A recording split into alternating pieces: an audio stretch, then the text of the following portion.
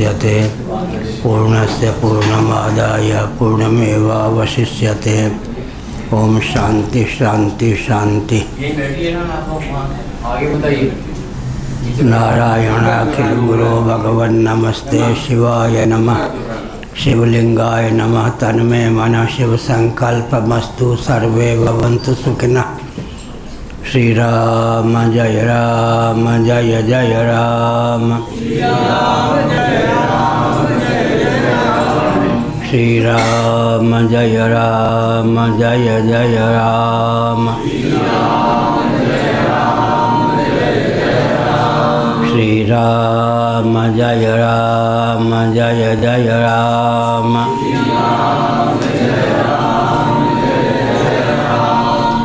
धर्म की अधर्म का प्राणियों में विश्व का गौ माता की गो हत्या भारत सर्वभूत हृदय धर्म सम्राट श्री स्वामी करपात्री जी महाराज की, श्री जगन्नाथ महाप्रभु की, श्री बलभद्र महाप्रभु की, भगवती सुभद्रा देवी की। हर हर महादेव।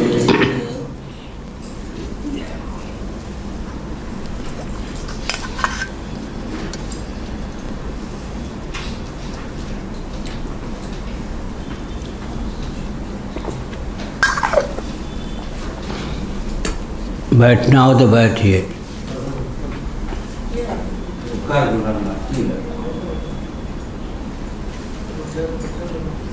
पृष्ठ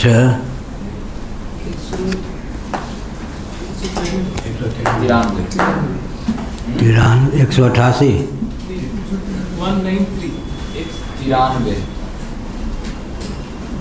क्या है बृहदारण्यक? क्या 93 पृष्ठ? 113 वो तो कहो न फिर। हमने सोचा कहाँ पीछे चले गए। यथेदम ठीक 93। हमको तो आश्चर्य हुआ। यथेदम जगन नियंत्राद्य अनेक कारक निमित्तादि विशेष वत् व्याकृतम तथा अपरित्यक्त अन्यतमा विशेषवदेव तत् अव्याकृतम। नारायण।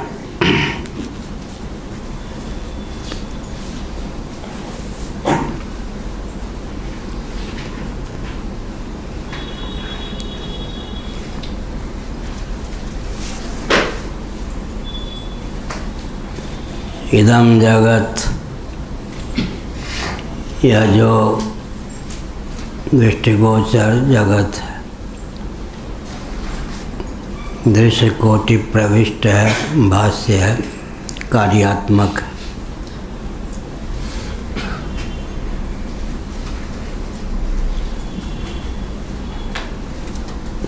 यंत्राद्यनेक कारक निमित्तादि विशेषवत् व्याकृतम।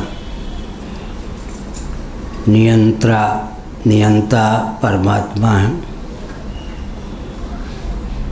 आदि अनेक कारक निमित्त से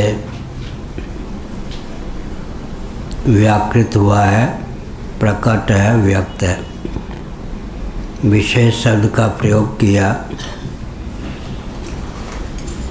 एक सामान्य हेतु होता है, एक विशेष हेतु होता है।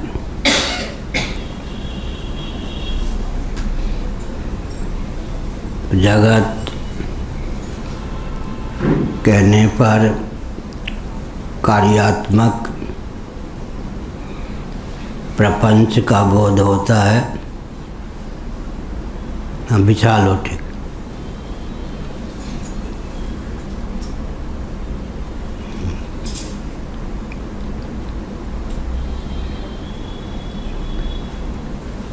किसी भी कार्य की निष्पत्ति के लिए हमने कल कहा था अधिष्ठानम तथा कर्ता करणम च पृथक विधम विविधा से पृथक श्रेष्ठा दैवं चैवात्र पंचमम। भगवद गीता 18वां अध्याय। अधिष्ठान की अपेक्षा होती है। अधिकरण या आश्रय का नाम अधिष्ठान है। कर्ता की अपेक्षा होती है। विविध प्रकार के करण की अपेक्षा होती है। करण भी अगर निष्क्रिय ही बने रहें तो कार्य की निष्पत्ति नहीं होती। करणगत हलचल चेष्टा की भी अपेक्षा होती है। दैवं चैवात्र पंचमम, पांचवा हेतु है कार्य की निष्पत्ति में दैव। दैव का अर्थ होता अनुग्राहक देवता। भगवान शंकराचार्य महाभाग ने दैव का अर्थ अनुग्राहक देवता किया। जैसे कि नेत्र के अनुग्राहक देवता सूर्य हैं, हाथ के अनुग्राहक देवता इंद्र हैं, पाँव के अनुग्राहक देवता उपेंद्र वामन है। इसी प्रकार गीता प्रेस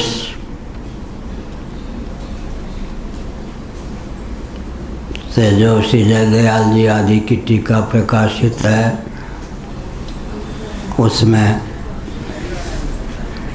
दैव का अर्थ किया गया है प्रारब्ध।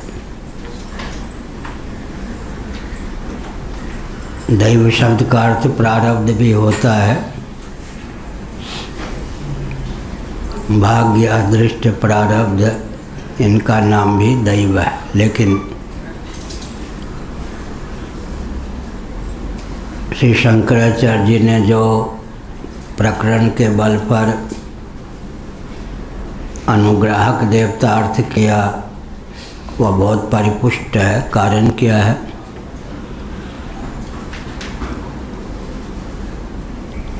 अदृष्ट या प्रारब्ध वर्तमान कर्म की निष्पत्ति में हेतु होने पर भी अंततोगत व प्रारब्ध भी तो कर्म है। जब कर्म मात्र के हेतु का वर्णन किया जा रहा है तब प्रारब्ध अर्थ कर देना अदूरदर्शिता है। निंदा में तात्पर्य नहीं है। लेकिन जिस किसी महानुभाव ने भगवान शंकराचार्य के अर्थ के विरुद्ध कुछ उद्भावना की, प्रामाणिक निरीक्षण करने पर उसने अपनी अल्पज्ञता का ही परिचय दिया।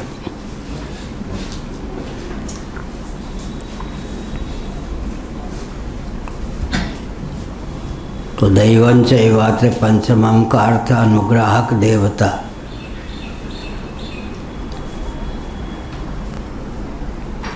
कर्म के 5 हेतु हैं, इसलिए कहा जगन नियंत्रादि अनेक कारक निमित्तादि विशेषवत व्यापृतम।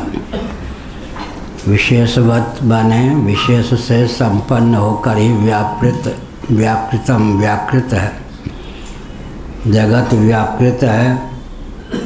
जगत का मौलिक स्वरूप महाप्रलय में अव्याकृत था।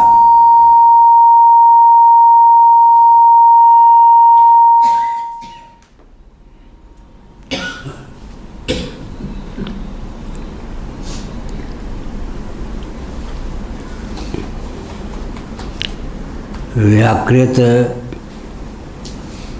का अर्थ व्यक्त होता है, अव्याकृत का अर्थ अव्यक्त होता है।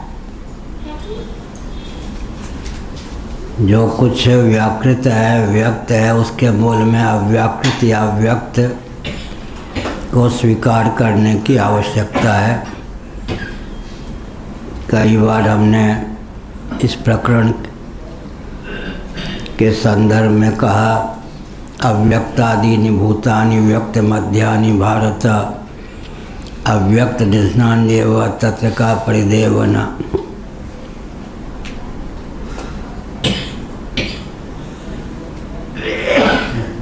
जो कुछ कार्य प्रपंच है उसका मौलिक स्वरूप अव्यक्त ही सिद्ध है। लेकिन अव्यक्त सर्ग दशा में व्यक्त होता है तभी अर्थक क्रियाकारिता की सिद्धि होती है, व्यवहारक क्षम अव्यक्त हो पाता है। महाप्रलय में तो जीव जगत जगदीश्वर तीनों एकीभूत अव्यक्त होकर ही शेष रहते हैं, लेकिन सर्ग दशा में कालकृत क्षोभ के अनंतर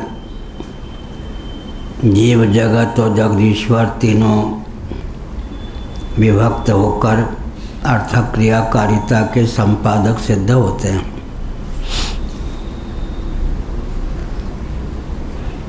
नियंत्रादि युक्तस्य तत्र यथेति, नियामक भी चाहिए। जगत नियम में है तो इसका नियामक अवश्य चाहिए।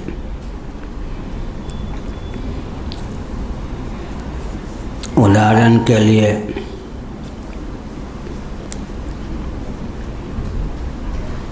कल्पना कीजिए कि जल है।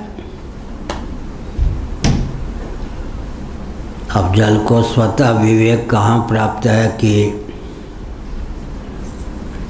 मैं अग्नि बनूं या पृथ्वी बनूं?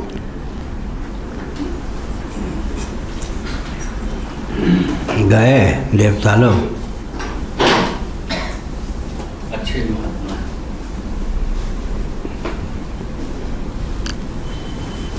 हमने क्या संकेत किया? जल है,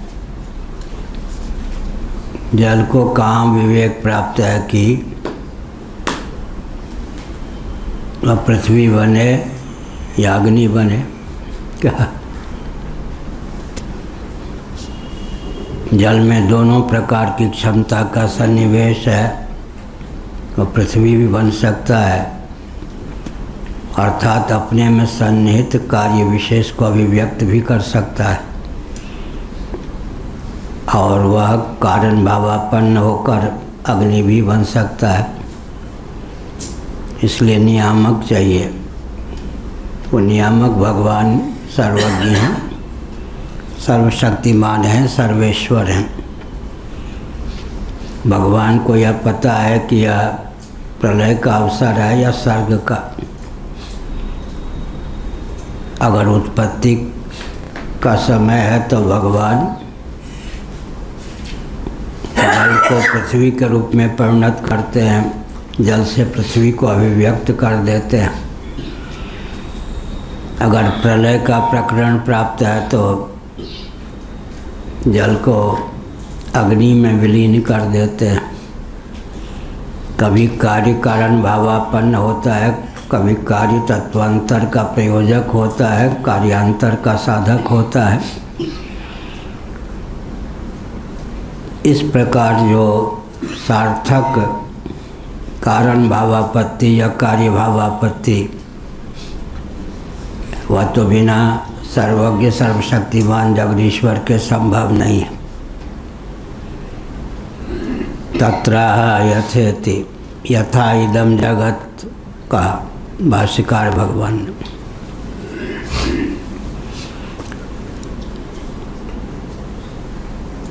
ये आनंदगिरी चल रही है क्या? भाष्य का है ना अभी? तो हम तो आनंदगिरी पे चले आए थे। नहीं, एक पंक्ति। अच्छा, यथेदम वाला ही चल रहा है। यथेदम जगत नियंत्रादि अनेक कारक निमित्तादि विशेषवत् व्याकृतम तथा अपरित्यक्तान्यतम विशेषवदेव तत् अव्याकृतम। इसी प्रकार से अपरित्यक्तान्यतम विशेषवदेव तत् अव्याकृतम।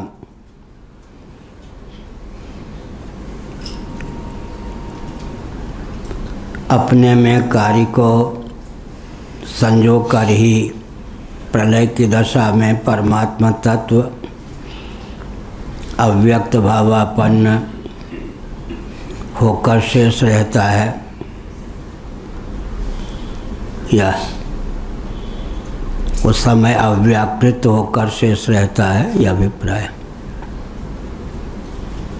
व्याकृता व्याकृत मात्रम तो विशेषः। महाप्रलय की दशा में अव्याकृत भावापन्न रहता है जगत, सर्ग दशा में व्याकृत हो जाता है। अवस्था को लेकर भेद है, तत्व तो एक ही है। महाप्रलय में जो अव्याकृत या अव्यक्त रहता है वही महासर्ग के प्रारंभ में व्यक्त होता है। इस समय जो व्यक्त है सृष्टि दशा में, वही महाप्रलय में अव्यक्त होकर शेष रहता है। तो व्याकृत माने व्यक्त, अव्याकृत का अर्थ होता है अव्यक्त। इसको लेकर विशेषता की प्राप्ति है। तत्वता तो ऐसे मुठ फैला दिया, ऐसे संकोच कर लिया, ऐसे ही।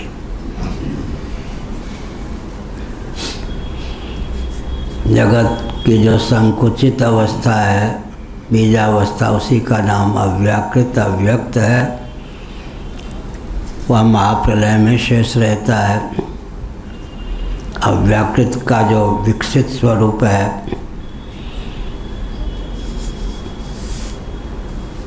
फलावसान पर्यंत, वही व्याकृत है। व्याकृत का अर्थ व्यक्त है। दृष्टश्च लोके विवक्षातः शब्द प्रयोगो ग्राम आगतो ग्रामः शून्य इति।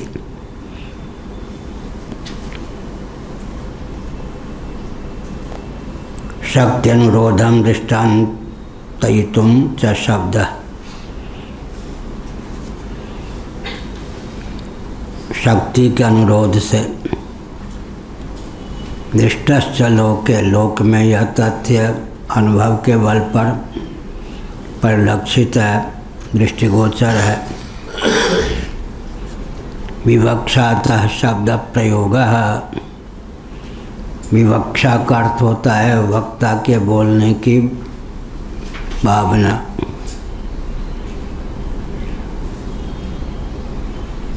कभी कभी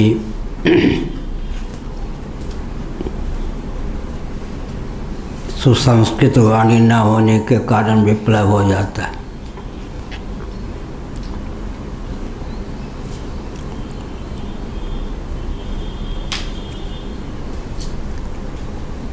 क्या दिया? आधा पेट तो खाली ही रह गया। इतना जलपान कराया कि आधा पेट भर गया। बात तो एक ही है, लेकिन किसी की पगड़ी उछालनी हो तो, इज्जत उतारनी हो तो क्या दिया? आधा तो भूखे ही रख दिया। इतना जलपान कराया कि आधा पेट भर गया। बोलने की क्षमता भी तो होनी चाहिए ना, क्या?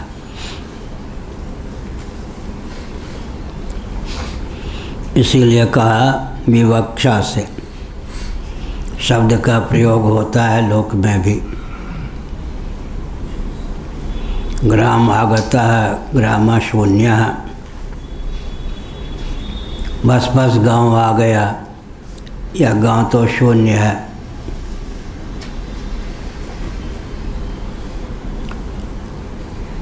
उत्तराखंड की हमने यात्रा की तो विचित्र पलायन का वहाँ दृश्य है। महानगर की ओर सब गांव को खाली करके चले गए।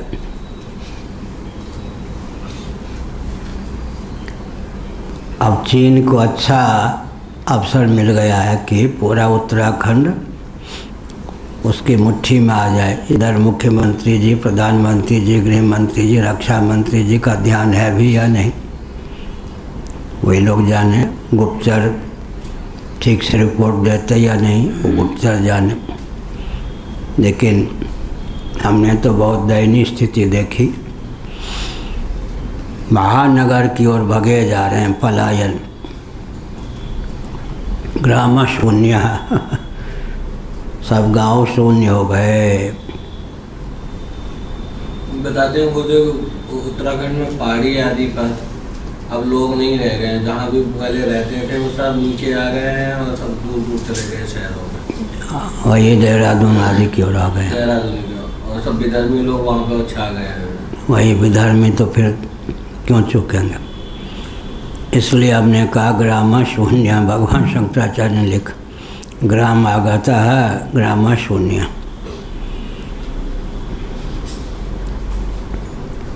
ये जो लाडले प्यारे प्रधानमंत्री जी ने कहा स्मार्ट सिटी, इसने करोड़ों व्यक्तियों के मस्तिष्क को बिगाड़ दिया उनके वाक्य ने। फिर उनको नहीं रहा गया तो एक और विशेषण जोड़ दिया, स्पिरिचुअल स्मार्ट सिटी। अब तो दोनों शब्द बोलना बंद कर दिया। हमारा वक्तव्य वो लोग सुनते हैं, गुप्त या प्रकट, या रिपोर्ट लेते हैं। Smart city, spiritual smart city, one को छोड़कर गांव की ओर भग रहे, गांव को छोड़कर महानगर की ओर भग रहे, महानगर को छोड़कर राजधानी की ओर भग रहे, अंत में प्रांत या देश की राजधानी को छोड़कर अमेरिका, ब्रिटेन, जर्मनी, जापान की ओर भग रहे, वहाँ महामारी के चपेट में पड़ते हैं, फिर भारत की ओर भग रहे। विचित्र पलायन। विवेक शून्य। महानगर की संरचना विकास है या विनाश? जब महानगर की संरचना होती है तो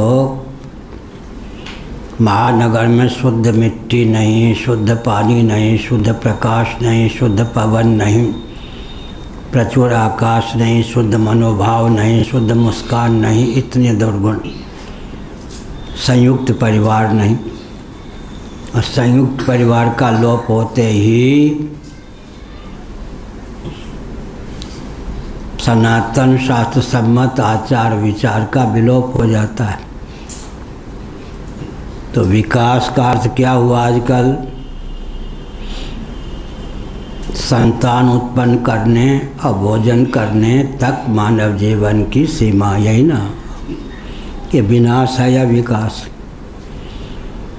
इसलिए गीता के 18वें अध्याय में कहा गया, सर्वथा विपरीत बुद्धि तमोगुण की दशा में, रजोगुण की दशा में अयथावत प्रजानाति, किसी अंश में यथार्थ, किसी अंश में अयथार्थ मिला जुला। सत्वगुण की प्रगल्भता की दशा में यथार्थ ही यथार्थ। तो उधर न चलें। ग्राम आगतो ग्रामः शून्यः इति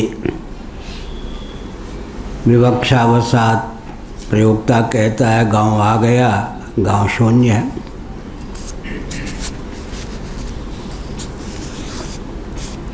कदाचित ग्राम शब्देन निवास मात्र विवक्षायाम ग्राम शून्य इति शब्द प्रयोगो भवति।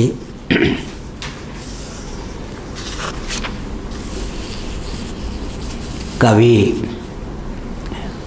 ग्राम शब्द से निवास मात्र विवक्षित होता है, तब वक्ता कहता है ग्राम शून्य है, ग्राम शून्य है। घर तो हैं लेकिन घर में कोई है नहीं। राजस्थान में भी हमने देखा विशाल हवेली। आजकल मरुस्थल में उस प्रकार का भवन बना में तो 5-5 करोड़ रुपए खर्च हो जाए, फिर भी उस प्रकार की कलाकृति सज सके या न सके। एक कोई नौकर है, बाकी सब कलकत्ता, बम्बई आदि में भगे हुए हैं। लेकिन इतना है कि कुल देवी होने के कारण साल में एक बार कभी आ जाते होंगे। ये पलायन पलायन पलायन।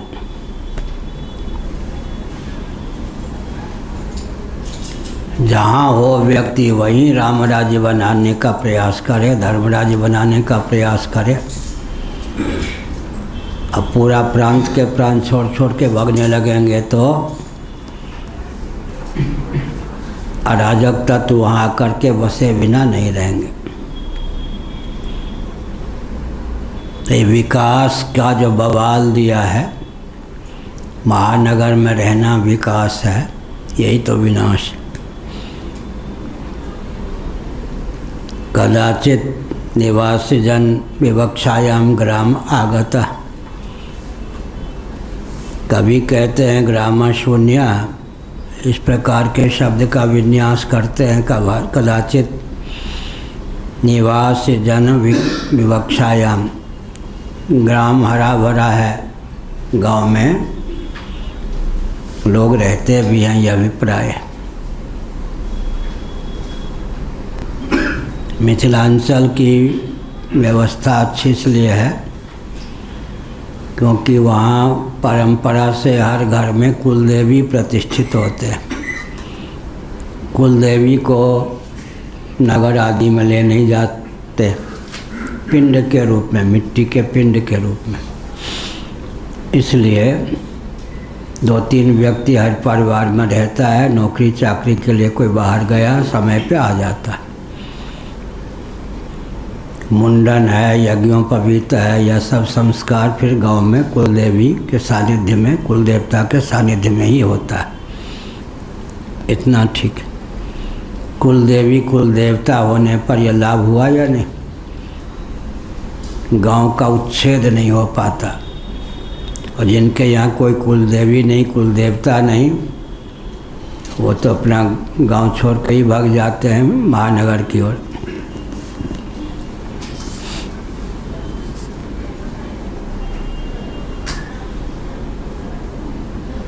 कदाचित उभय विवक्षायामपि ग्राम शब्द प्रयोगो भवति, ग्रामं च न प्रविशेत इति यथा।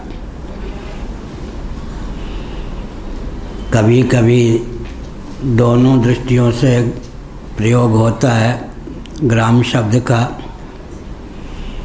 अर्थात गांव भी है और सूना भी नहीं है, चहल पहल है, लोग रहते हैं। जैसे कि ग्रामं च न प्रविशेत इति टिप्पणी में दिया, नगरम जन समूहम इत्यर्थ।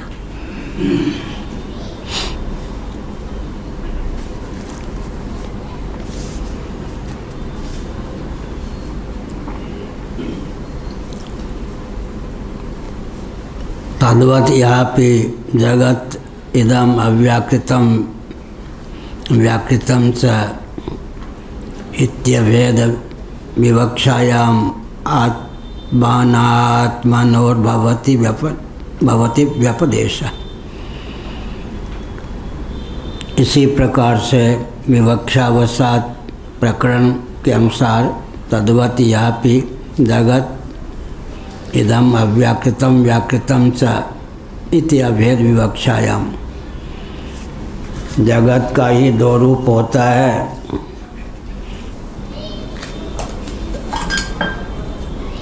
व्यवहार की सिद्धि के लिए व्याकृत, महाप्रलय के दशा में अव्याकृत होता है जगत, कभी व्यक्त कभी अव्यक्त, कभी बीजावस्थापन्न कभी कार्यावस्थापन्न।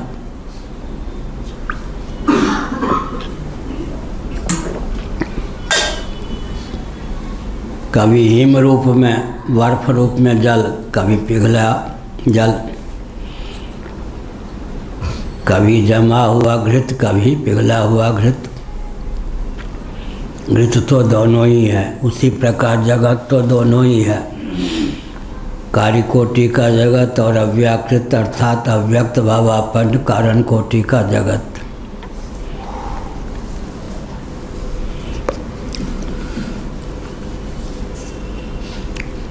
तद्वत् यापि जगत इदम अव्याकृतम व्याकृतम च इति अभेद विवक्षायाम आत्मानात्मनोर्भवति व्यपदेशः।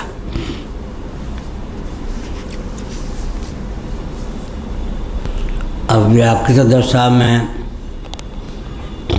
जगत आत्मरूप होकर ही शेष रहता है और व्याकृत दशा में वही अनात्मा होकर शेष रहता है। विषय गंभीर। आत्मानात्मनोर भवति व्यपदेशः। व्यपदेश माने कथन, संज्ञा। इसका अभिप्राय क्या है? सदैव सौम्यदम अग्र आसीत एकमेवा द्वितीयम आत्मैवेदम सर्वम ब्रह्मैवेदम सर्वम अहमैवेदम सर्वम।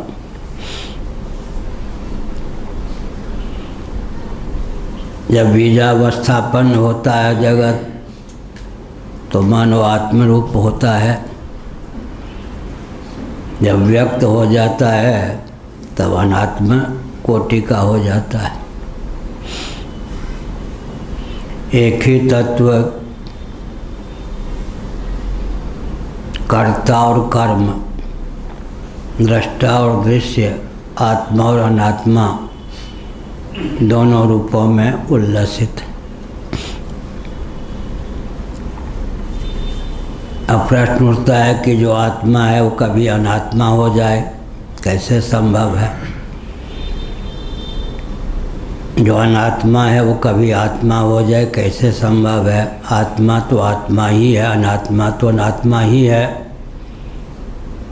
जड़ तो जड़ है ही, चेतन तो चेतन है ही। जड़ चेतन हो जाए, चेतन जड़ हो जाए, कैसे संभव है?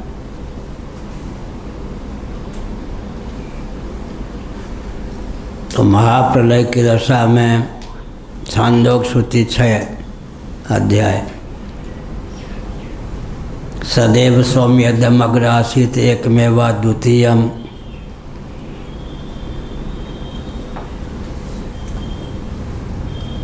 सत होकर, कारण भावापन्न होकर, आत्ममात्र होकर जगत शेष रहता है। लेकिन सर्ग दशा में दृष्टा आत्मा का विलोप तो नहीं होता, परंतु व्यक्त भावापन्नता भी आ जाती है। उसी का नाम दृश्य अनात्मा भी है। एक ही तत्व दृष्टा और दृश्य दोनों रूपों में उल्लसित है। कर्ता और कर्म दोनों रूपों में उल्लसित है।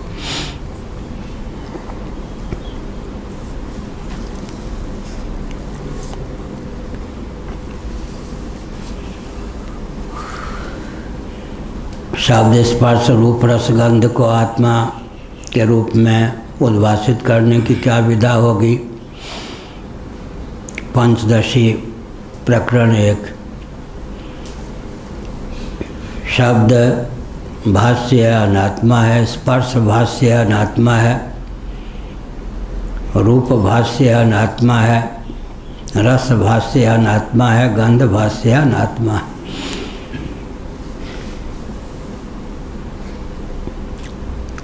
इस शब्द स्पर्श रूप रस गंध संज्ञक अनात्म वस्तुओं को आत्मरूप करने की क्या विधा होगी और आत्मा को ही अनात्मा के रूप में उद्भाषित करने की क्या विधा होगी? शब्द ज्ञान, स्पर्श ज्ञान, रूप ज्ञान, रस ज्ञान, गंध ज्ञान। शब्द स्पर्श नहीं, स्पर्श रूप नहीं, रूप रस नहीं, रस गंध नहीं। लेकिन शब्द ज्ञान, स्पर्श ज्ञान, रूप ज्ञान, रस ज्ञान, गंध ज्ञान में ज्ञान अनुगत है। तो विषय के भेद से ज्ञान में भेद नहीं होता। जागर का ज्ञान, स्वप्न का ज्ञान, सुषुप्ति का ज्ञान, अवस्था के भेद से भी ज्ञान में भेद नहीं होता। सोमवार का ज्ञान, मंगलवार का ज्ञान, काल के भेद से भी ज्ञान में भेद नहीं होता। यहाँ का ज्ञान, वहाँ का ज्ञान, देश के भेद से भी ज्ञान में भेद नहीं होता। ज्ञान भाष्य नहीं होता। एक होता हुआ स्वप्रकाश है ज्ञान। एक होता हुआ स्वप्रकाश होने के कारण क्या है? आत्मा का लक्षण, उसमें चरितार्थ है, आत्मा है। आत्मा होने के लिए क्या योग्यता चाहिए?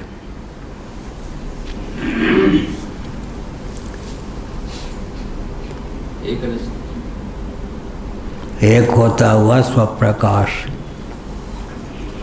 काल के द्वारा कवलित न हो, स्वप्रकाश हो, एक हो, काल के द्वारा कवलित न हो, स्वप्रकाश हो, आत्मा बैठी। जागृत में विषय के भेद से ज्ञान में भेद नहीं होता। स्वप्नावस्था में विषय के भेद से ज्ञान में भेद नहीं होता। तो नैयायिक वैशेषिक चौंक गए। ये करना क्या चाहता है वेदांती? ये तो ज्ञान को आत्मा सिद्ध करना चाहता है। उनके यहाँ तो आत्मा ज्ञान स्वरूप नहीं है। सुषुप्ति में ज्ञान नहीं रहता। नैयायिकों का पक्ष होगा। अगर सुषुप्ति में भी ज्ञान को सिद्ध कर दे वेदांती, तो ज्ञान को आत्मा सिद्ध करने का मार्ग प्रशस्त हो जाएगा।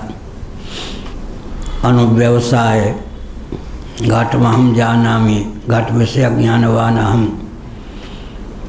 अनुव्यवसाय कहीं न कहीं जाकर तो ज्ञान को स्वप्रकाश माना, तो पहले ज्ञान ने क्या बिगाड़ा कि उसको स्वप्रकाश नहीं माना।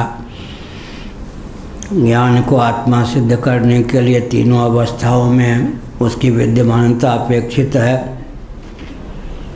सुषुप्ति में ज्ञान है भी या नहीं,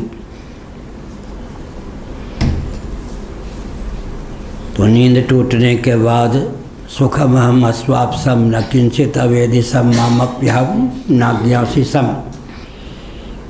सुखमहम अस्वाप्सम न किंचित अवेदिसम मामप्यहम नाज्ञासिसम। मैं सुखपूर्वक सोया, मैंने कुछ नहीं जाना, मैंने स्वयं को भी नहीं जाना। इस प्रकार का जो परामर्श होता है, सुख और अज्ञान का ज्ञान तो सुषुप्ति में बना रहता है, क्योंकि जिसका अनुभव नहीं होता उसका स्मरण नहीं होता। सा में माता, वह मेरी माँ। अगर माँ का अनुभव ही न हुआ हो तो स्मरण कैसे हो?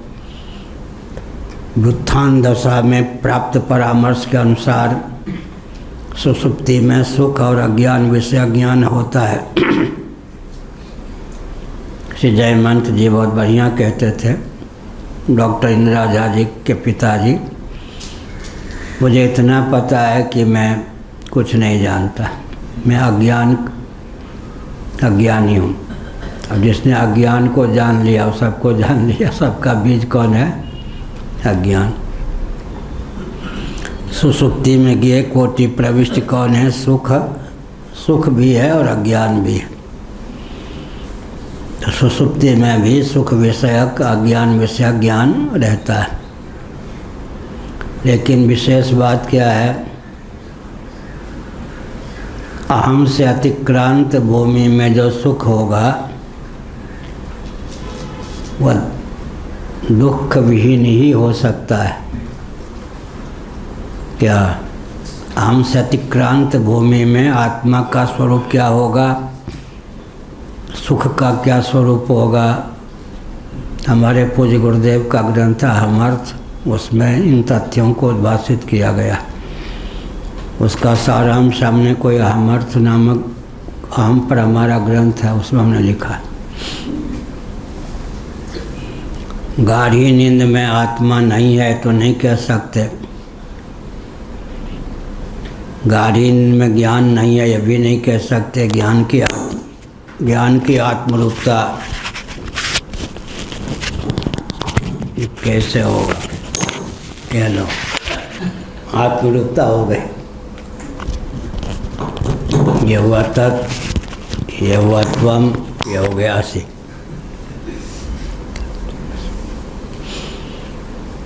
सारांश क्या निकला? सुषुप्ति में भी सुख की गति है। आम से अतिक्रांत भूमि में जो सुख होगा दुख रहित ही होगा।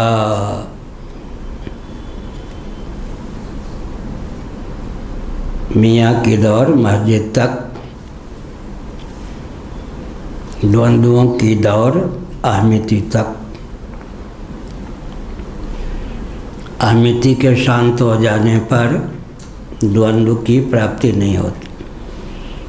गाढ़ी नींद निर्द्वंद्व अवस्था है। कितना भी द्वंद्व व्यक्ति को पसंद हो, बात लड़ाने वाला हो, कभी पत्नी से, कभी बेटे से, कभी बेटी से, कभी इससे, कभी उससे, लेकिन अंत में गाढ़ी नींद का जब वेग आता है या गाढ़ी नींद की भावना का उद्रेक होता है तो आत्मा अनात्मा के विवेक का मार्ग प्रशस्त हो जाता है।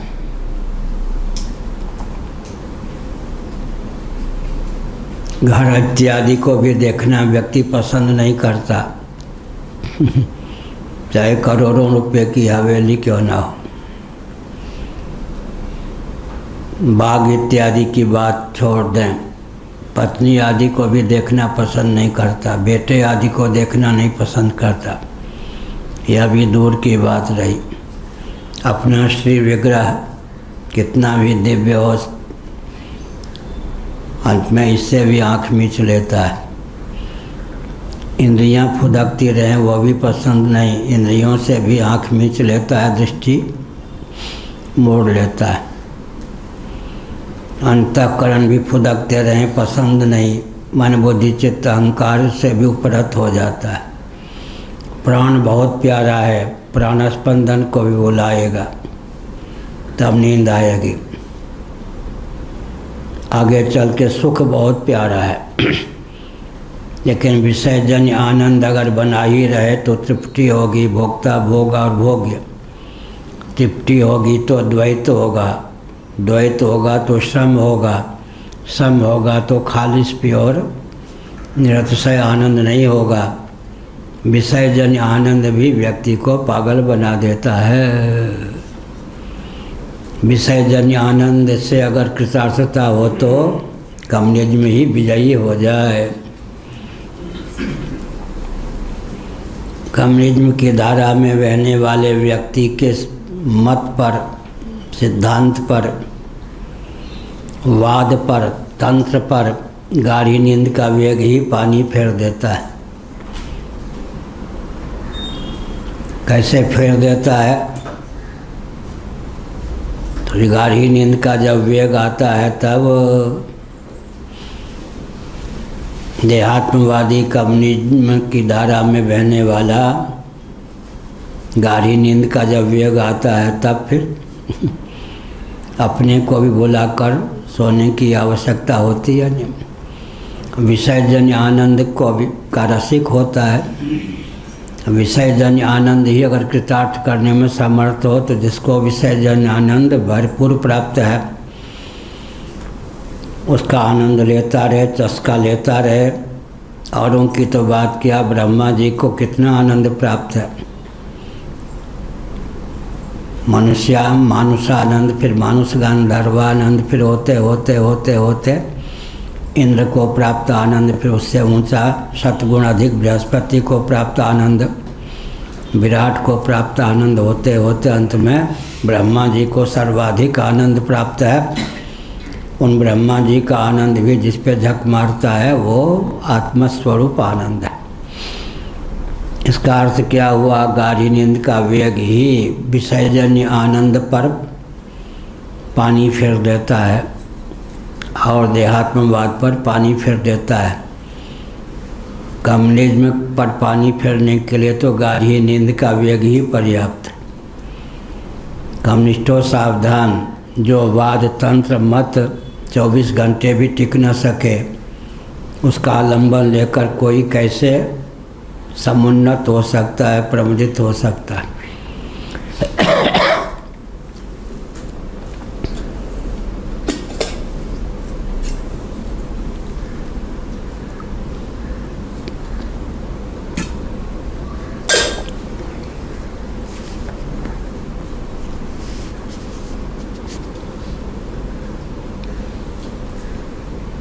तद्वत्यापि जगत इदम अव्याकृतम व्याकृतम च इति अभेद विवक्षायाम आत्मान आत्मनो भवति व्यपदेशः।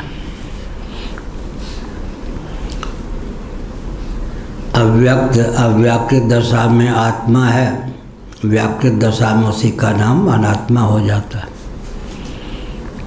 बढ़िया का आत्म तत्व ही अनात्मा होकर उद्भासित होता है। अव्यक्त दशा में आत्मा, व्यक्त दशा में अनात्मा।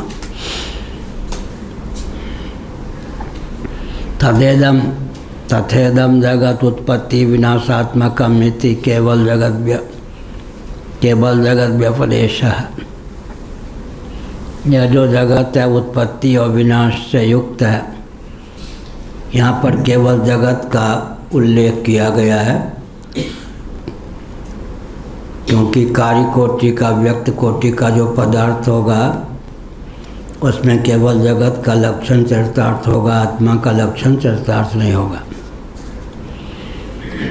तथा महानज आत्मा स्थूल अनाणु स एष नेति नेति इत्यादि केवल आत्म व्यपदेश है। खोल करके रख दिया, केवल जगत का व्यपदेश, जो उत्पत्ति विनाश युक्त व्यक्त वो जगत है, केवल आत्मा का व्यपदेश माने निरूपण कथन। महान है, अज है, स्थूल है, अनाणु है, स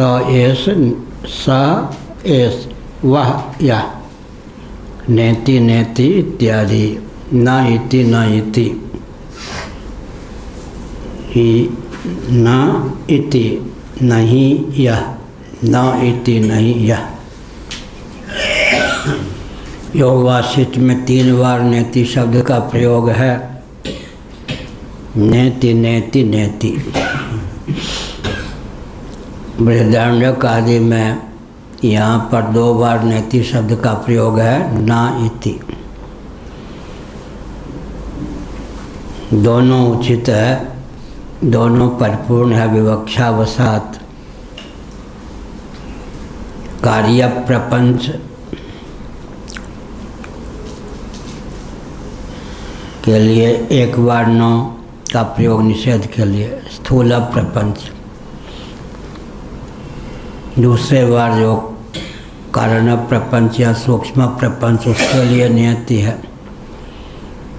अगर 3 कहना हो तो स्थूल सूक्ष्म कारण, तो विवक्षावसात 2 नेति से भी काम चल जाता है, 3 नेति से भी काम चलता है, कोई विगान नहीं है।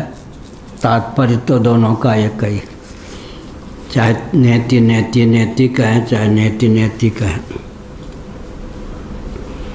कई नेति ही कह दें तो नहिति माने क्या अर्थ हुआ, जो कुछ भाष्य कोटि का पदार्थ है वह नहीं, उससे भी काम चल जाएगा। जो आनंद की सुसुप्ति में जो आनंद होता है वो परमानंद के आनंद का एक अंश होगा या उसी के अंश? इसका परमानंद का, ठीक। सुखमस्य आत्मनो रूपम, श्रीमद्भागवत 7वां स्कंध, छांदोग्य श्रुति 7वां अध्याय, यो वै भूमा तत्सुखम। दुख जो है अविद्या की परंपरा में, सुख का बिंब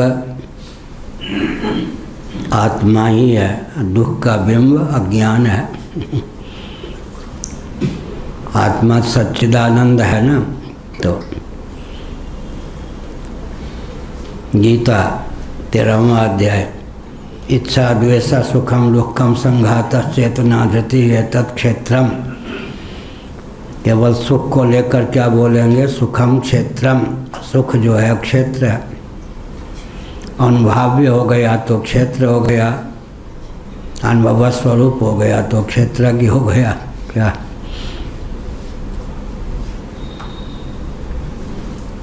अपना मुख है, अपनी दृष्टि का विषय नहीं है इस समय, लेकिन दर्पण के माध्यम से प्रतिफलित हुआ, अनुभाव्य हो गया, वहाँ दृश्य हो गया। इसी प्रकार से अनुभाव्य जो आनंद है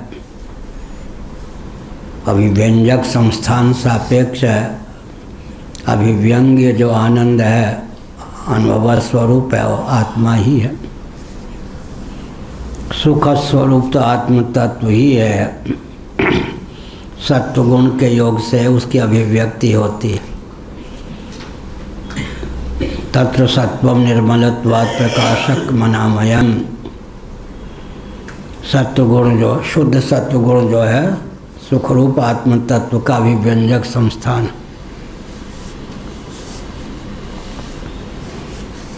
इसलिए सांख्यों के यहाँ आत्म तत्व को सच्चित मानते हैं, आनंद स्वरूप नहीं मानते। अगर आत्मा को आनंद मान लेंगे तो आनंद आत्मा स्वरूप होकर भोग्य नहीं होगा, तो आनंद को लेकर फिर दीनता बनी ही रहेगी, भले ही आनंद स्वरूप हो।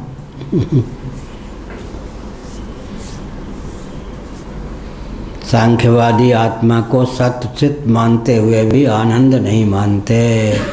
हम लोग आत्मा को सच्चित आनंद तीनों मानते हैं।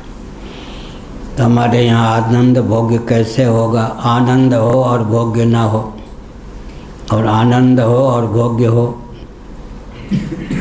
पहली है, आनंद यदि भोग्य हो गया तो आनंद रहेगा कहाँ? और आनंद अगर भोग्य नहीं हुआ तो उसका होना क्या हुआ? एक प्रज्ञा चक्षु थे स्वामी शरणानंद जी महाराज, कहाँ? वृंदावन में, मानव सेवा संघ के संस्थापक। वो जब गृहस्थाश्रम में थे तो मैंने सुना है कि उनकी पत्नी बहुत सुंदरी थी। वो तो जन्मांध थे। कौन? शरणानंद जी। उनको किसी ने कहा कि आपकी पत्नी तो बहुत सुंदरी है, सासू जी को गाली दी, इटावा जला के थे।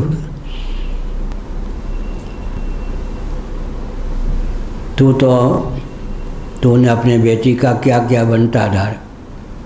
अरे मुझे तो रूप का ज्ञान ही नहीं है, मैं तो जन्मान हूँ। काली कटुल्टी से भी कोई शादी करा देता है, काम चल जाता है। अपनी बेटी का बंटा ढार कर दिया, सासू को ही गाली दे दी, बाद में बाबा भी हो गए। क्या अर्थ हुआ? रूप भी हुआ, भोग्य न हुआ तो सुख भी हुआ, भोग्य न हुआ तो किस काम का? हमारे तुम किस काम के? इसलिए अभिव्यक्त दशा में सुख रूप आत्म तत्व भोग्य भी हो जाता है। ऐसे ही अभिव्यक्त दशा में आत्मा दृश्य होकर उच्छलित भी होता है। यह जगत की दृष्टि से विचार करें तो आत्म तत्व दृश्य भी है, लेकिन एक ही विषय क्या चल रहा है? कर्ता ही कर्म हो जाता है। कर्ता अपने स्वरूप का त्याग किए बिना कर्म होकर भी उल्लसित होता है। विषय यह चल रहा है। बीच बीच में कहते हैं ना आकाशवाणी है, आकाशवाणी या कुछ और न लोग समझने लगे कि कोई भूत प्रेत बोल रहा है। इसी प्रकार से बहुत लंबा शास्त्रार्थ है यह, तो बीच बीच में कहने की आवश्यकता है। हाँ, क्या इन्होंने पूछा, बोल रहे आनंद जो सुषुप्ति में मिलने वाला आनंद है वो ब्रह्मानंद का ही अंश है। वो तो हमने कह दिया ना, आनंद स्वरूप तो आत्मा ही है। उसकी अभिव्यक्ति सुषुप्ति में होती है, जागृत में होती है, स्वप्नावस्था में होती है। अभिव्यंजक संस्थान में भेद है।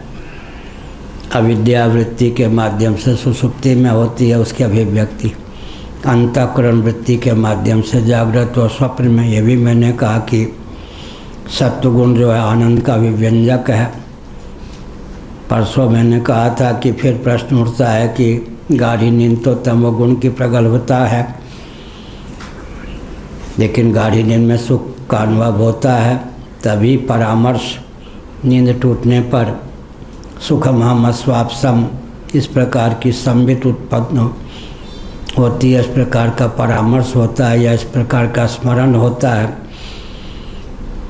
उसके लिए क्या कहा जाता है?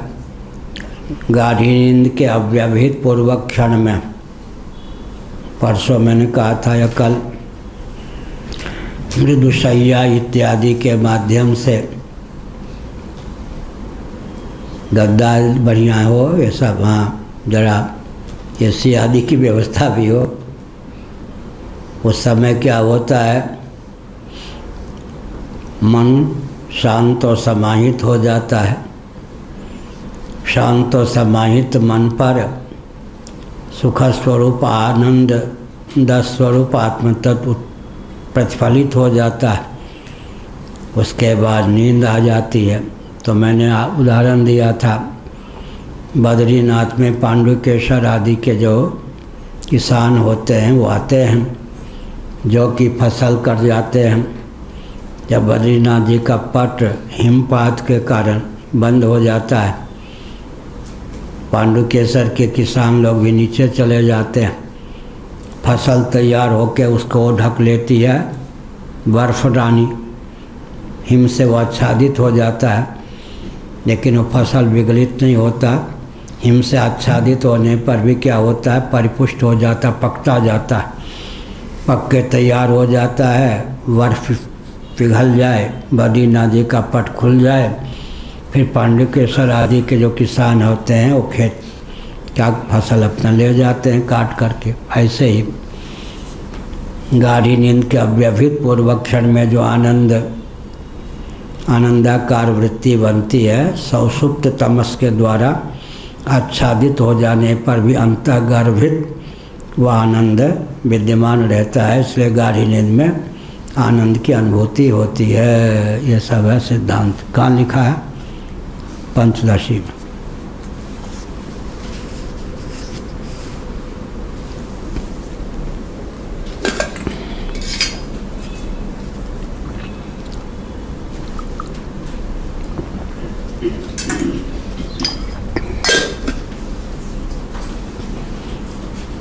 पुराने लोग क्या कहते थे, जिनकी मति पंचदशी ने डसी जिनकी मति को पंचदशी नामक पुस्तक ने डस ली। फिर क्या कहते थे, 15 बार ईमानदारी से आदि से अंत तक कोई पंचदशी का अनुशीलन कर ले तो जीवन मुक्त हुए बिना नहीं रहता। पुराने लोग वो कहा करते थे। अब तो पढ़ाने की प्रथा लुप्तप्राय। तथेदम जगत उत्पत्ति विनाशात्मकमिति केवल जगत व्यपदेश। जगत उत्पत्ति विनाशील है इतना कहकर केवल जगत का, खालिश जगत का विभाग पूर्वक दिखा रहे। तथा महान अज आत्मा अस्थूलः अनाणुः स एष नेति नेति इत्यादि केवलात्मक व्यपदेश। महान है, अज है, अस्थूल है, अनाणु है, ऐसा नहीं ऐसा नहीं, इस प्रकार से केवल आत्म तत्व का व्यपदेश। श्रुतियों में सम्मिलित व्यपदेश भी है और खोलकर जगत को जगत, दूध का दूध, पानी का पानी, पानी का पानी, जगत का जगत के रूप में भी विश्लेषण है, आत्मा का आत्म रूप में भी विश्लेषण है। दोनों की बीजावस्था अव्याकृत दशा में एकत्व को प्राप्त है। दोनों रूपों में जगत और आत्म तत्व का वर्णन।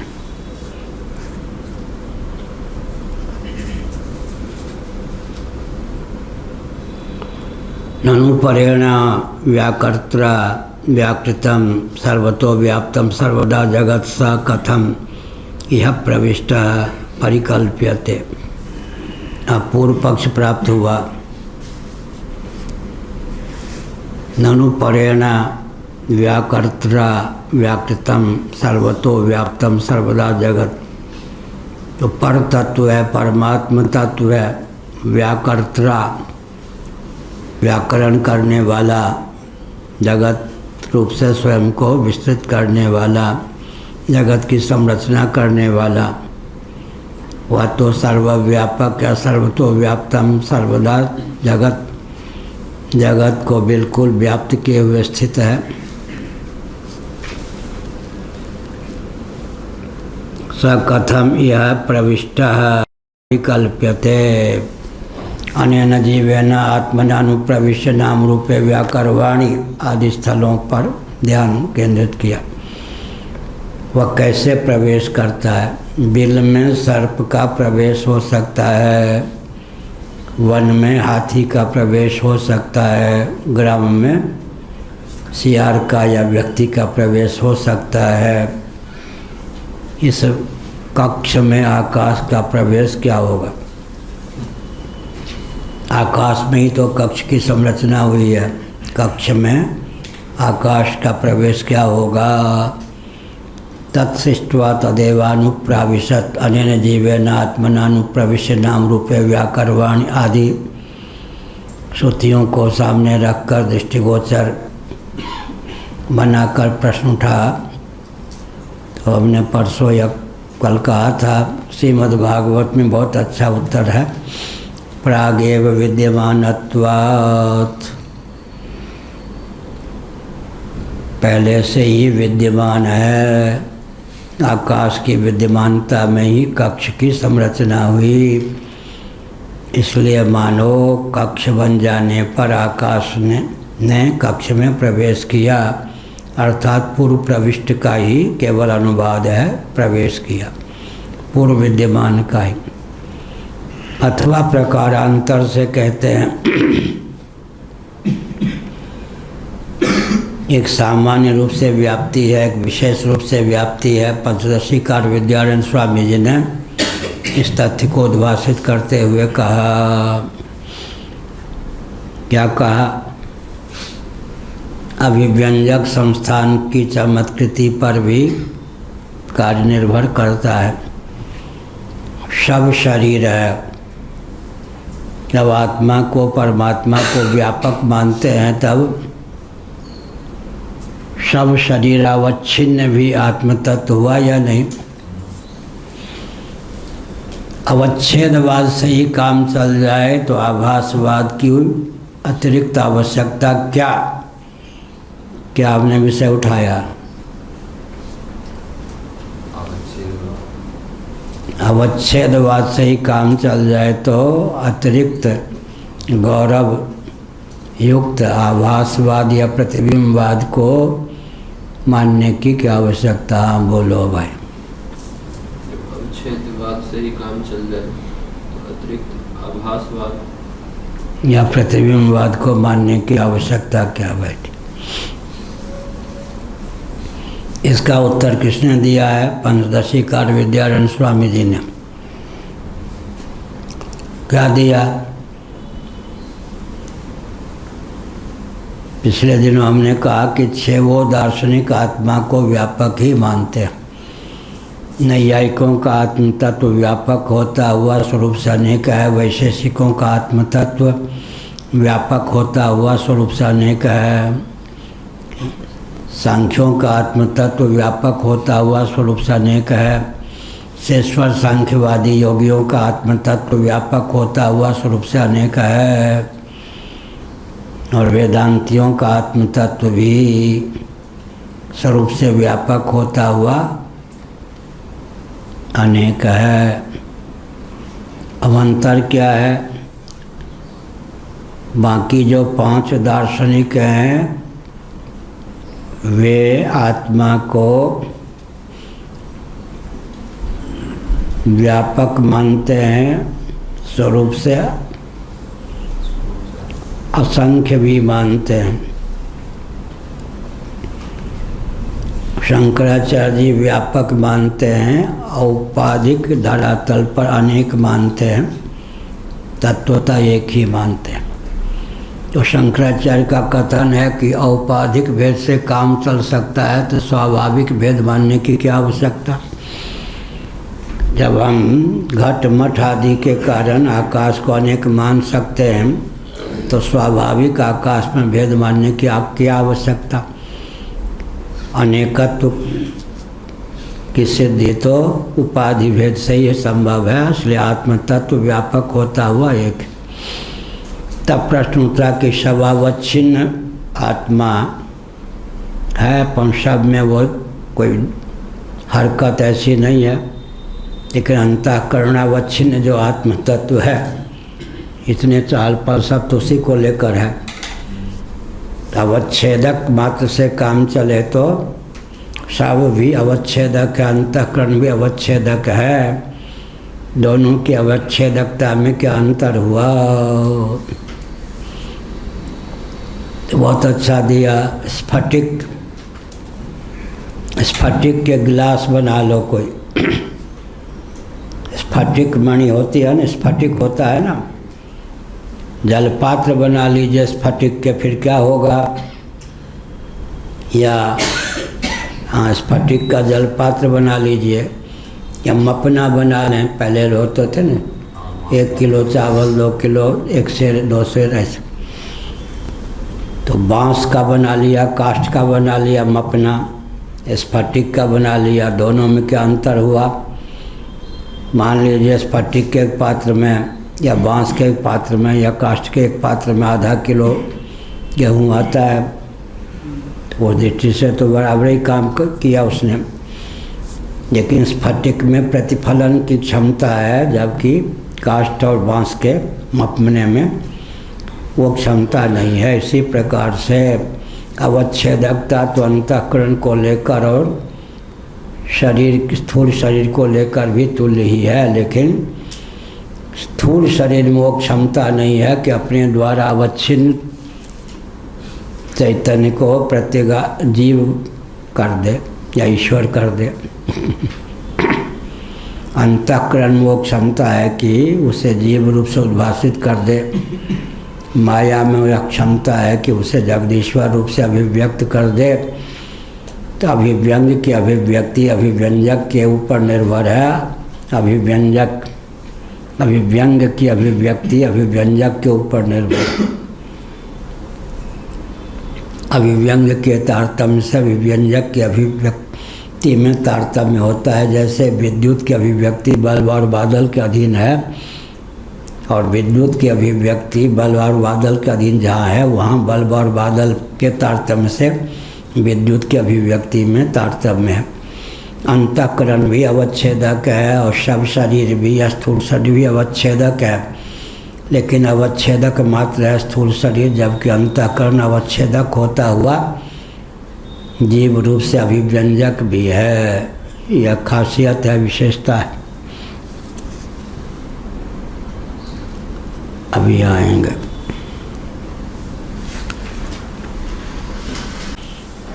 इस प्रकार के पाठ से कि भौतिकवादियों को क्या जगत की उत्पत्ति स्थिति, जगत के संहार, निग्रह अनुग्रह का ज्ञान प्राप्त नहीं। पंचकृत्यों के निर्वाह में दक्षता और पंचकृत्यों का ठीक ठीक ज्ञान इस प्रकार के पाठ से प्राप्त होता है। जगत के मौलिक स्वरूप का ज्ञान होता है, तत्व की संख्या का ज्ञान होता है, और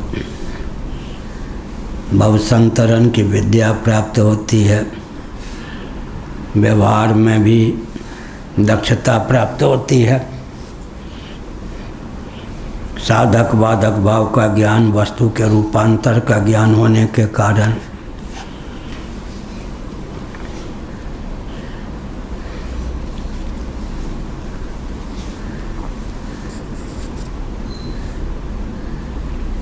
तथा महानज आत्मा स्थूलो अनाणु स एष नेत नेति नेति इत्यादि केवलात्मक व्यपदेश।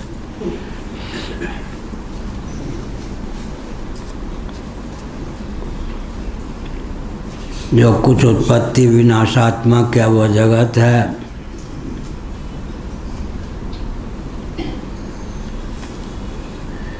और जो महान है, अज है, अस्थूल है, अनाणु है, सकल दृश्य प्रपंच से अतिक्रांत है, वो आत्मा है। तो कहीं दोनों के सम्मिलित स्वरूप का वर्णन है, दोनों माने जगत और आत्मा। कहीं जगत का पृथक से और आत्मा का पृथक से निरूपण भी है। इस प्रकार दोनों शैली अपनाई गई है श्रुतियों में।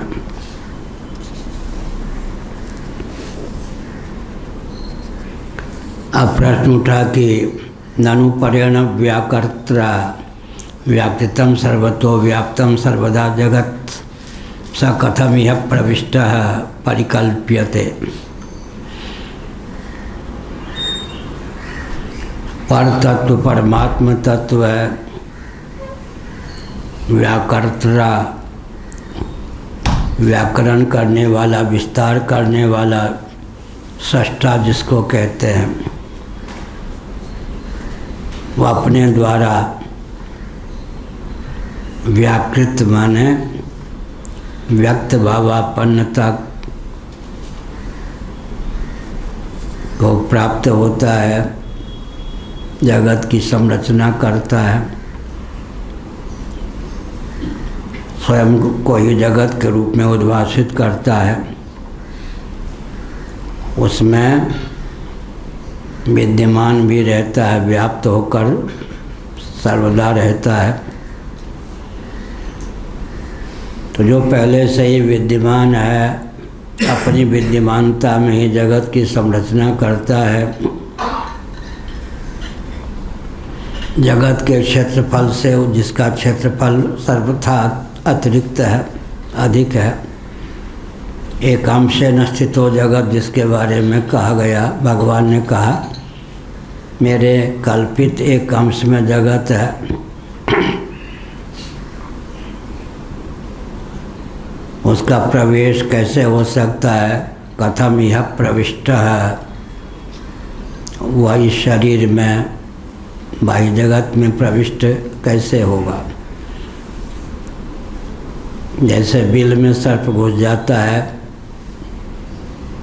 इस प्रकार किसी वन में बाहर से आकर के पक्षी प्रविष्ट हो जाता है, उस प्रकार कैसे होगा।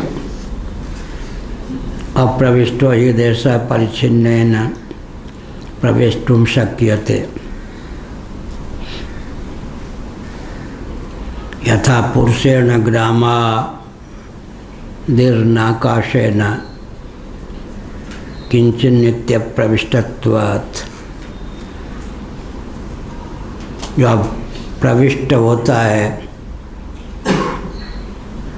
वो परिच्छिन्न के द्वारा, कभी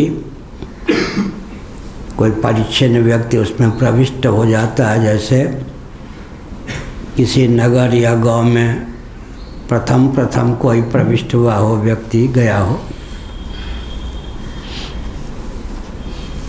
जैसे कोई पुरुष व्यक्ति गांव में चला जाता है,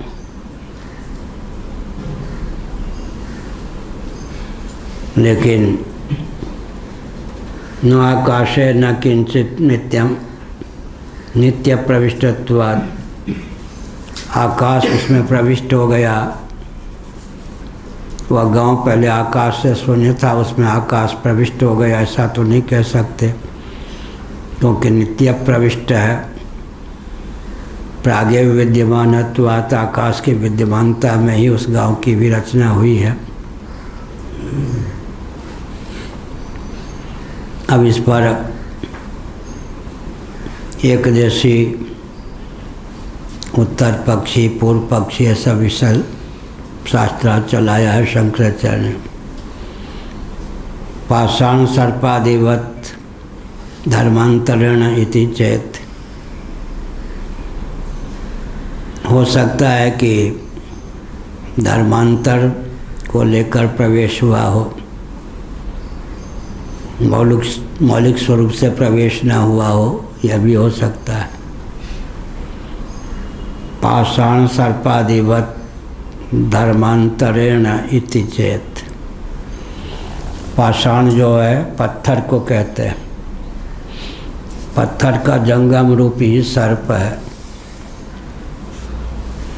सर्प का स्थावर रूपी पाषाण है। वो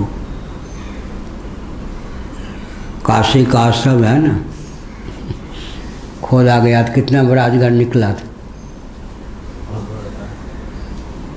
12 फीट का यकीन, बहुत मोटा था और बहुत बड़ा। हाँ, लोग उठा के फिर ले गए, डसा नहीं, उसने किसी को बाहर रख दिया। फिर वो वन वाले मारने वाले बहुत दिनों तक वो लेके गए गंगा के किनारे उसको। हाँ, बहुत से लोग तो उसके लिए रुपया हाँ अजगर दिखा करके सपेरे लोग को रुपया सुनने लगे। बाद में जंगल वाले ले गए, बहुत बड़ा सर्प निकला था।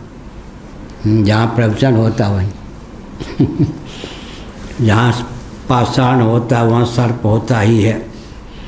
पाषाण माने पत्थर, पाषाण का जो जंगम रूप है वही सर्प है। पत्थर हो सर्प ना हो ऐसा संभव नहीं।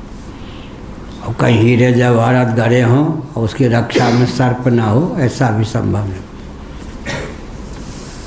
जो हीरे जवाहरात जमा कर देते हैं, खर्च नहीं कर पाते, मर जाते हैं, वो फिर उस धरोहर की रक्षा के लिए सर्प होकर वहाँ यूँ करते रहते हैं। आयु काफी होती है सर्प की। हाँ, बहुत बहुत।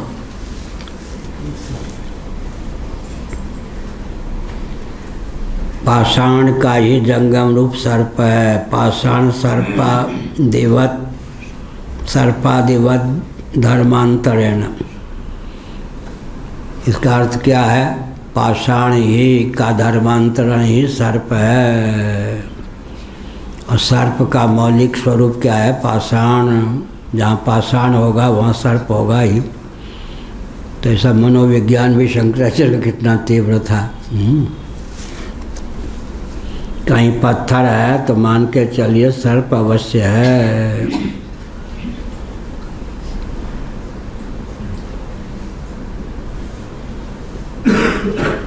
तो कहते धर्मांतरण के द्वारा प्रवेश हुआ, साक्षात नहीं।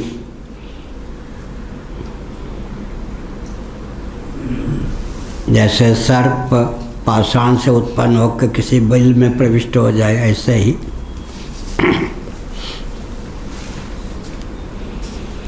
अथापि न पर आत्मा स्वेनैव रूपेण प्रविवेश किम तर्हि तत्स्थ एव धर्मांतरेण उपजायते तेन प्रविष्ट इति उपचर्यते। इसमें एक पक्ष यह प्राप्त होता है कि न परेव आत्मा स्वयं नैव रूपेण प्रविवेश। तो परम आत्म तत्व है, परमात्मा तत्व अपने मौलिक स्वरूप से उसने प्रवेश किया, ऐसा न माने। किम तर्हि, तो फिर क्या माने भाई? तू भी बता दो। तस्थ एव धर्मांतरेण उपजायते। वह धर्मांतरण के द्वारा प्रविष्ट हुआ, रूपांतर के द्वारा, धर्मांतर के द्वारा जीव रूपेण प्रविष्ट हुआ। अनेन जीवेन आत्मनानुप्रविश्य नाम रूपे व्याकरवाणी, हमने पहले कहा।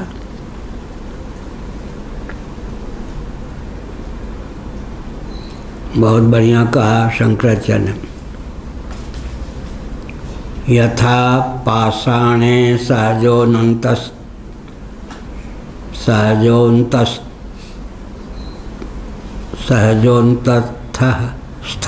सौ भी है, यहाँ छोटा हुआ।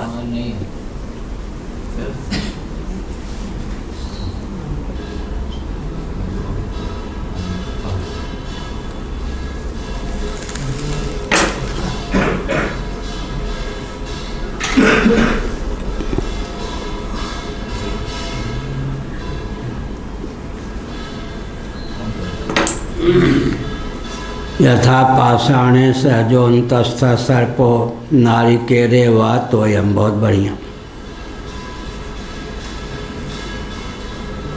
जहाँ पाषाण होता है वहाँ सर्प अंतस्थ होता ही है, पत्थर में सर्प रहता ही है, या नारिकेल में जल रहता ही है। ऐसे ही पाषाण में सर्प रहता ही है अथवा नारिकेल में जल रहता ही है, वैसे ही ना, ऐसा कहना भी ठीक नहीं। तत्सृष्ट्वा तदेव अनुप्राविशत् इति श्रुतेः इति श्रुतेः। तत्सृष्ट्वा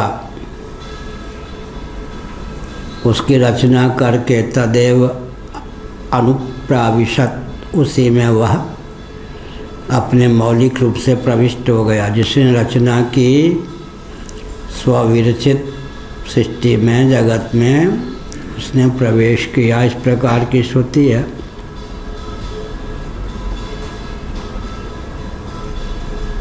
यह सृष्टा स्वभावांतरम अनापन्न एव कार्यम सृष्ट्वा पश्चात प्राविशत् इति श्रूयते। पहले जो श्रुति दी उसी का अभिप्राय भगवान भाष्यकार अपने शब्दों में व्यक्त करते हैं। इन्होंने टिप्पणी में दी 4। यह सृष्टेति यथा देवदत्तो अनिकेल शिल्प सपर्यवदात शुद्ध निष्णाता स्वकृतम वैष्णव प्रविशत् तथैव सृष्टा, यह सब दिया। पहले देवदत्त घर बनाता है, फिर उसमें प्रविष्ट भी हो जाता है, अपने निर्माता भी वही, प्रविष्टा भी वही, ऐसे कहें माने तो। यह सृष्टा स भावांतरम अनापन्न एव कार्यम सृष्ट्वा पश्चात प्राविशत्। तो जिसने घर बनाया, भवन बनाया, उसने प्रवेश भी कर लिया।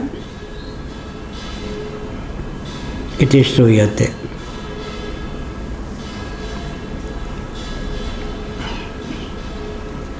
यथा भुक्त्वा गच्छति इति भुजिगमिक्रिययोः पूर्वापरकालयोः इतरेतर विच्छेदो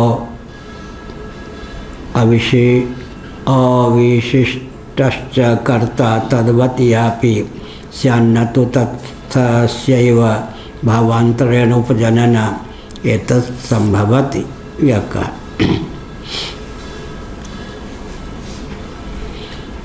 देवदत्त भोजन करता है, उसके बाद जाता है, करता एक ही हुआ, उसने पहले भोजन किया फिर गमन किया। भोजिक क्रिया का संपादक देवदत्त गमिक क्रिया का संपादक भी बन जाता है। कालक्रम से दोनों कृत्यों का निर्वाह कर लेता है, पहले भोजन करता है फिर जाता है। पूर्वापर काल को लेकर हो गया काम, हो जाता है काम। पूर्वापर कालयो इतरेतर विच्छेदो अविशिष्टश्च कर्ता, कर्ता में कोई चमत्कृति विशेषता की प्राप्ति नहीं होती। एक क्रिया को सिद्ध करके दूसरी क्रिया का संपादक होता है देवदत्त जैसे। तद्वत् यापि स्यान्न तु तत्सस्यैव भवान्तरेण उपजनन एतत् संभवति। न कि भावांतर को प्राप्त होकर प्रविष्ट होता है, यह है। न च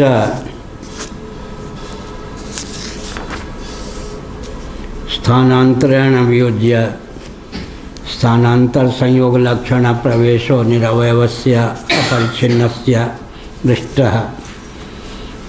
देवदत्त यज्ञदत्त आदि तो परिच्छिन्न व्यक्ति है, एक स्थान से दूसरे स्थान पर जा सकता है, एक गांव से दूसरे गांव को जा सकता है, लेकिन यह तो विभु तत्व है, सर्वगत है, सर्वव्यापक है, सर्वाधार है, सर्वोपादान है, सर्वाधिष्ठान है। इसलिए इसका प्रवेश भी कैसे हो सकता है? निरवयव जो ठहरा, परिच्छिन्न जो ठहरा। ओम पूर्णमदः पूर्णमिदं पूर्णात् पूर्णमुदच्यते पूर्णस्य पूर्णमादाय पूर्णमेवावशिष्यते। ओम शांति शांति शांति। 5-7 मिनट हैं, पाठ को लेकर कोई प्रश्न हो पूछ सकते हैं, या बिना पाठ को लेकर भी धर्म अध्यात्म राष्ट्र के बारे में कुछ